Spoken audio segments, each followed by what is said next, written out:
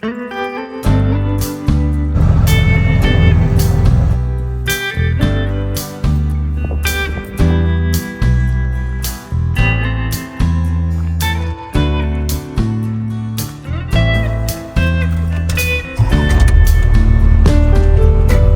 a monster truck. It's a monster truck?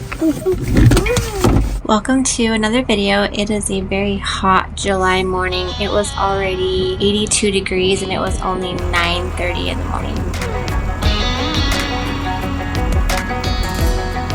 So when it comes to feeding our horses, we farm our own hay, so we know exactly the kind of feed they're getting every day, all the inputs that are going into it, and so that's really reassuring knowing that our horses are getting a really good quality feed, because we all know that you are what you eat.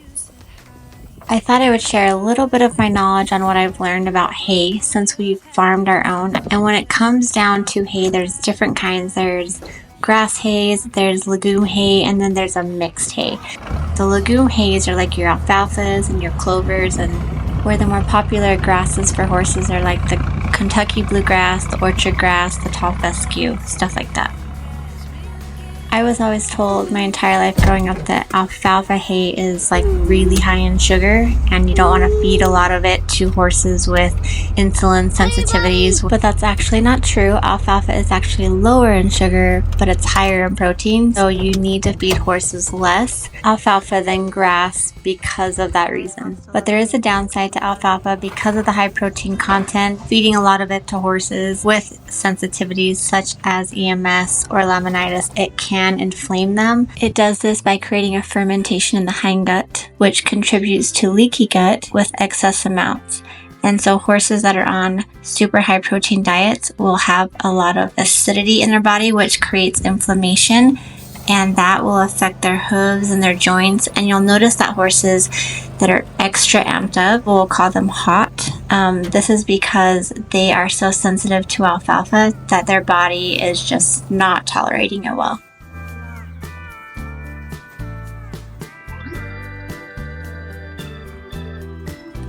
So after we got done with the horse feeding and horse care, we needed to get some lawn mowed as well as change some irrigation. And my husband Skylar has been showing and teaching our oldest son Slade how to mow lawn and use this riding lawnmower, and that's been amazing for us. Slade looks forward to mowing the lawn, and that's what's really, really important in teaching kids to work, is finding things they enjoy, at least at first, so that it makes them want to help more, be a bigger part of the team, and help make our life a little bit easier.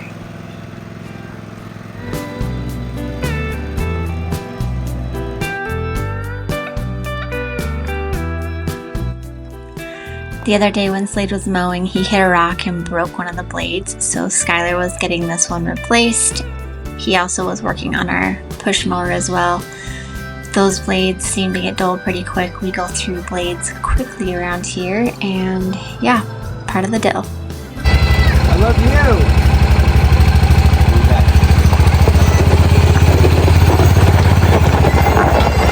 So I was going to mention that horses, an average horse will drink 5 to 10 gallons of water on average per day, and if they're being exercised and ridden really hard, they can actually lose 2 to 4 gallons of water. Keeping your horse hydrated is so important, especially if you have horses that are colicky and are prone to colic.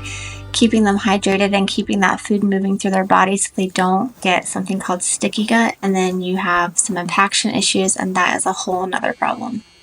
I don't think I've ever introduced Midge. She is a Morkie, so she's a Maltese Yorkie. She is our youngest son's dog, so this is Brooks right here, and he adores Midge. I don't know what he would do if we didn't have her in his life anymore.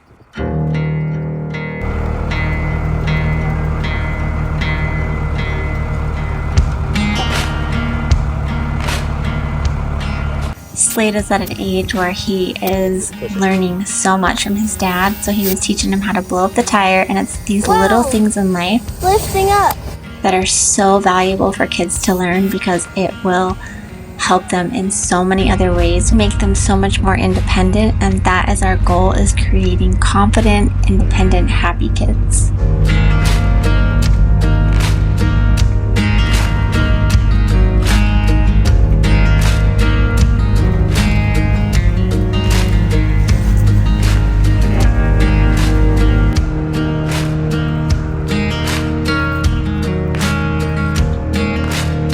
This is probably 2 acres here next to our house. We are planning on fencing it next year, probably in the spring. Fencing is really expensive, so we're just doing small things each year, and this is on our list for next year because we need another place for horses. We seem to keep gathering more animals. We just bought 2 goats last week, and they're going to be in our next video. So now we've got donkeys, goats, horses, chickens, dogs, cats, cattle, plus any other rescue horses we bring in the future, because we just got some about 6 weeks ago, and I do want to continue that and have more places for them. It feels like a completely overwhelming task knowing how many horses and donkeys need homes, but I know we can make a small difference. And something that I've always been told is when God puts a dream in your heart, He has a way of helping you fulfill it, and I totally believe that.